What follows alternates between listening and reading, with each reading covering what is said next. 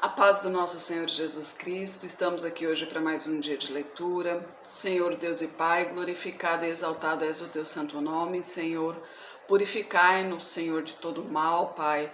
Abençoe que nossas mentes e nossos corações recebam a tua palavra, Senhor, recebam a tua mensagem e se direcionem cada vez mais para perto de ti, em nome de Jesus.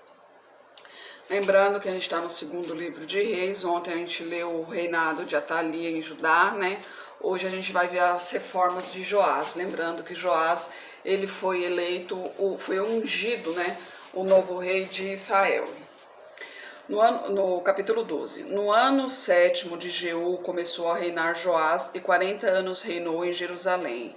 Era o nome de sua mãe Zíbia de Berseba. E fez Joás o que era reto aos olhos do Senhor, todos os dias em que o sacerdote Joiada o dirigia. Tão somente os altos não foram tirados, porque ainda o povo sacrificava e queimava incenso nos altos. E disse Joás aos sacerdotes: todo o dinheiro das coisas santas que se trouxer à casa do Senhor, a saber, o dinheiro das ofertas sagradas, o dinheiro do resgate de cada pessoa, e todo o dinheiro que trouxer cada um voluntariamente para a casa do Senhor, os sacerdotes o recebam, cada um dos seus conhecidos, e eles mesmos reparem as rachaduras do templo. Toda rachadura que se achar nela deve ser reparada. Sucedeu, porém, que no ano 23 do rei Joás, os sacerdotes ainda não tinham reparado as rachaduras do templo. Então o rei Joás chamou o sacerdote Joiada e os demais sacerdotes e lhes disse: por que não reparais as rachaduras do templo? Agora, pois, não tomeis mais dinheiro de vossos conhecidos, mas entregai-o para o reparo das rachaduras do templo. E consentiram os sacerdotes em não tomarem mais dinheiro do povo, como também não ficarem mais responsáveis por reparar o templo. Porém, o sacerdote Joiada tomou uma arca, fez um buraco na tampa e a pôs ao pé do altar, do lado direito dos que entravam na casa do Senhor. E os sacerdotes que guardavam a entrada da porta punham ali todo o dinheiro que se trazia à casa do Senhor. Sucedeu que, vendo eles que já havia muito dinheiro na arca, o escrivão do rei subia com o sumo sacerdote e contavam e ensacavam o dinheiro que se achava na casa do Senhor.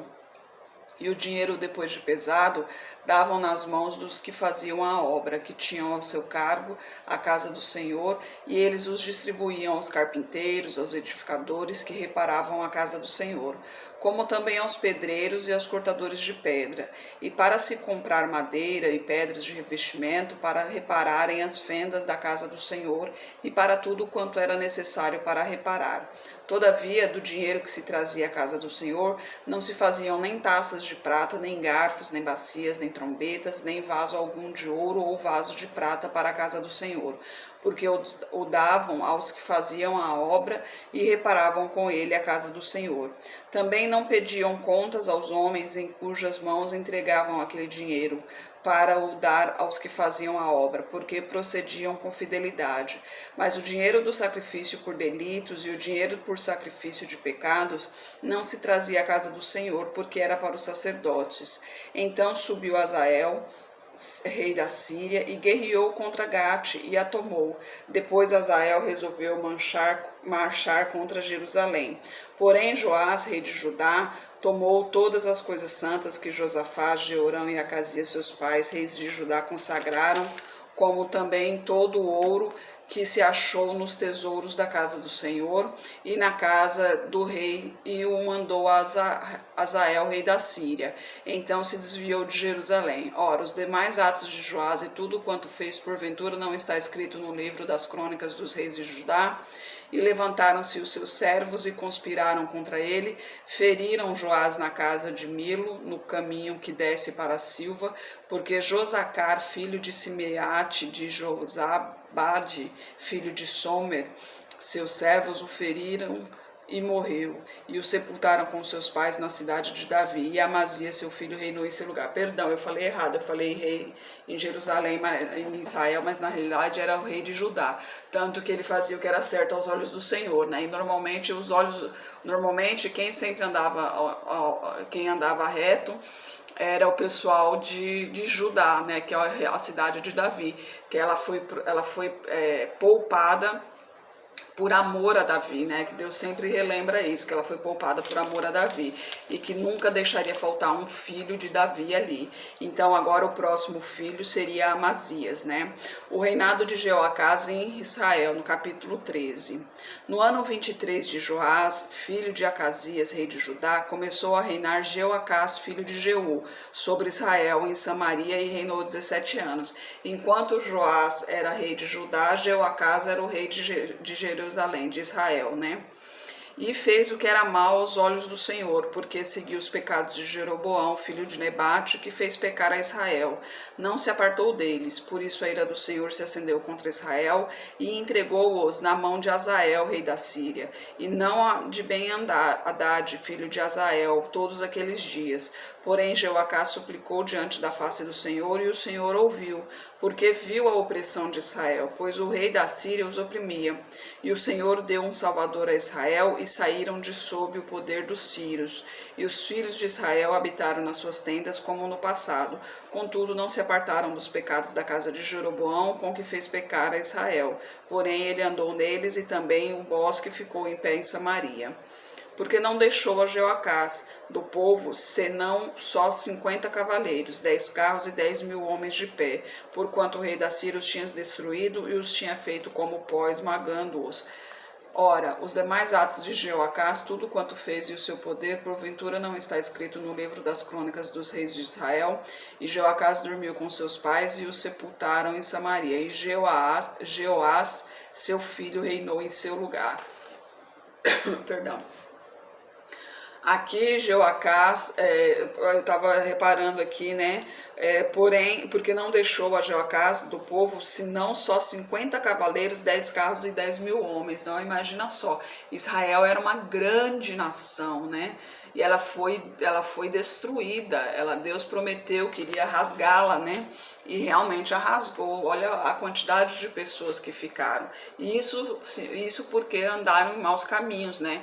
Porque Judá, ao contrário de Judá se fortificou cada vez mais, porque Judá se mantinha sempre no caminho do Senhor. Sempre era um filho de Davi, a descendência de Davi que estava seguindo ali, e Davi seguia seus mandamentos em vida, e toda a sua descendência também seguia os mandamentos. Então a diferença é grandíssima, era essa, né? E o reinado de Jeoás, no versículo 10. No ano 37 de Joás, rei de Judá, começou a reinar Jeoás, filho de Jeocás, sobre Israel em Samaria, e reinou 16 anos. E fez o que era mal aos olhos do Senhor. Não se apartou de nenhum dos pecados de Jeroboão, filho de Nebate, com que fez Israel pecar, porém andou neles. Ora, os demais atos de Jeoás, tudo quanto fez, e o seu poder, com que pelejou contra Amazias, rei de Judá, porventura não está escrito no livro das crônicas dos reis de Israel? E Jeoás dormiu com seus pais, e Jeroboão se assentou no seu trono. E Jeoás foi sepultado em Samaria junto aos reis de Israel. E Eliseu estava doente da enfermidade de que morreu. E Jeoás, rei de Israel, desceu para visitá-lo, e chorou sobre o seu rosto, e disse: meu pai, carros de Israel e seus cavaleiros. E Eliseu lhe disse: toma um arco e flechas. E tomou o arco e flechas. Então disse ao rei de Israel: põe a tua mão sobre o arco, e pôs sobre ele a sua mão. E Eliseu pôs as suas mãos sobre as do rei, e disse: abre a janela para o oriente. E abriu-a. Então disse Eliseu: atira. E ele atirou. Então Eliseu disse: a flecha do livramento do Senhor é a flecha do livramento contra os sírios, porque ferirás os sírios em Afeca, até os consumir. Disse mais: toma as flechas, e tomou-as. Então disse ao rei de Israel: fere a terra. E feriu-a 3 vezes e parou. Então o homem de Deus se indignou muito contra ele e disse: 5 ou 6 vezes a deverias ter ferido. Então feririas os sírios até os consumir. Porém agora só 3 vezes ferirás os sírios. Depois morreu Eliseu e o sepultaram.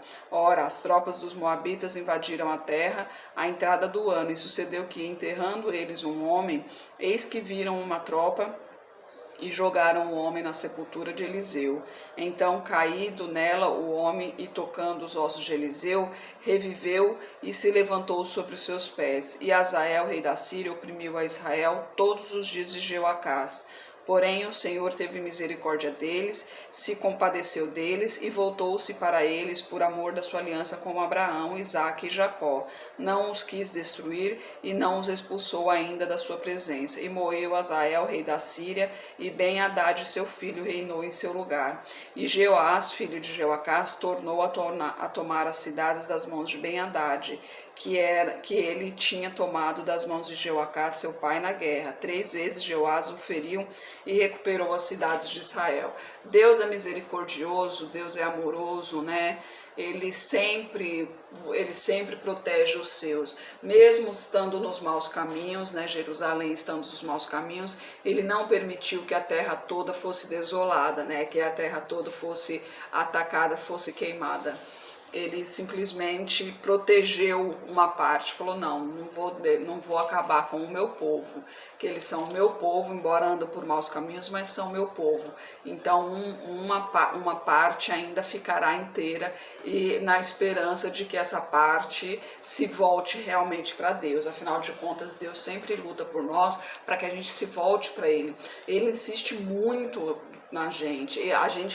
Você pode não amar Deus, você pode não acreditar nele, mas Deus te ama tanto que ele sempre fica insistindo, ele sempre vai dar um jeito de te puxar, de te ensinar, de falar contigo, porque ele quer o teu bem, ele quer o teu livramento. Ele sabe que se você ficar nesse mundo, se você morrer nesse mundo, se você morrer por esse mundo, você vai ter a morte de cruz, que é a morte eterna, né? Então, porque se você não serve a Deus, obviamente você está seguindo ao demônio.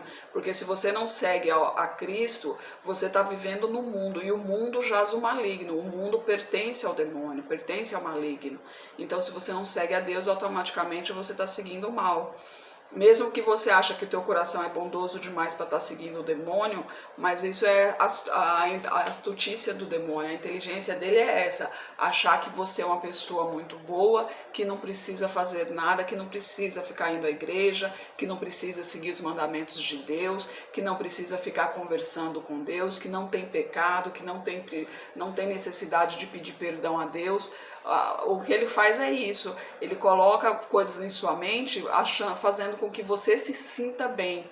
Então você acha que está bem, que vai ser salvo, mas que não precisa estar indo lá na igreja, orar, pedir a Deus, pedir proteção, agradecer pela proteção, pela vida, e simplesmente viver a sua vida, viver no mundo, a vida louca do mundo.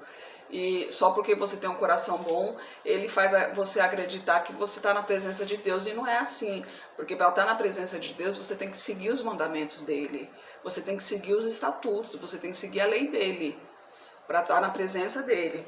É muito fácil você dizer, eu acredito em Deus. Acreditar, todo mundo acredita, aliás, quase todo mundo, né? A maioria das pessoas acreditam em Deus, mas é da boca para fora. Acredita em Deus, mas não acredita que depois vai ter a vida eterna, e que essa vida eterna será ao lado dele, né? Que é a vida mais importante que a gente tem, que a gente vai ter, aliás. Não é essa vida que a gente tem aqui, é a vida que a gente vai ter junto dele. Só que isso tudo depende da vida que a gente vai ter aqui na Terra, porque a vida que a gente tem aqui na Terra é o tempo que a gente tem de aprendizado. Aqui é uma escola para você aprender os mandamentos de Deus, aprender a seguir seus caminhos, para você aprender a servir a Deus, para que um dia a gente possa passar na prova final, e daí então receber, passar de ano, né? A gente vai passar de vida, a gente vai passar para a vida eterna, e lá sim, lá não vai ter choro, não vai ter sofrimento, não vai ter fome, lá você não vai ter que se preocupar com nada, porque o teu coração não vai ter mais pecado, você não vai ter mais esse corpo físico, vai ser só o teu espírito lá, ou seja, lá não entrará o pecado, o pecado morrerá aqui na terra, antes de se tornar a Nova Jerusalém. E é essa promessa que Deus nos dá, né? Aí amanhã a gente continua aqui no 14, que Amazias vinga a morte de seu pai. Senhor Deus e Pai, glorificado e exaltado és o teu santo nome. Senhor, obrigada, meu Pai, pelos teus ensinamentos. Obrigada, meu Pai, por tua proteção, por tua direção, Senhor. Obrigada, Pai, pela vida, obrigada pela família, Senhor. Obrigada por todas as bênçãos que o Senhor nos concede todos os dias, a todos os momentos, Pai. Sabemos, Senhor, que tudo acontece de acordo à tua vontade e que tudo acontece de acordo ao teu tempo. A tua palavra diz que embaixo dos céus há tempo para tudo. Então, Senhor, que os nossos corações entendam isso, Pai, que os nossos corações sejam pacientes, que as nossas mentes não nos preguem peças, que a gente entenda que o tempo é o seu tempo e não o nosso, que tudo acontece de acordo à tua vontade, Senhor. Abençoe para que o nosso coração aceite essa vontade, Pai, pois essa vontade é que nos levará ao caminho certo, ao livramento, Senhor, à vida eterna contigo, ao teu lado, Pai. Eu peço a Ti pela minha família, pela toda a minha parentela, Senhor, pelos meus amigos, derrama a Tua unção sobre cada um deles, Pai. Tem muitos precisando de Ti, Senhor, estão perdidos pelo mundo, estão com problemas, seja financeiro, problema de saúde, problemas espirituais, problemas psicológicos, Senhor. Cada problema, eu não sei o que eles estão passando, mas o Senhor sabe, Pai. Derrama a Tua unção sobre cada um deles, Senhor. Manifeste o Teu poder, Pai. Que eles conheçam verdadeiramente a Ti, ao Teu santo nome, Senhor. Muitos são iludidos achando que estão seguindo o Seu caminho, mas na realidade estão trilhando para o mal, Pai. Tira a venda de seus olhos para que eles enxerguem verdadeiramente a Ti e se voltem para Ti arrependendo de seus maus caminhos. É o que eu oro em nome de Jesus. Amém.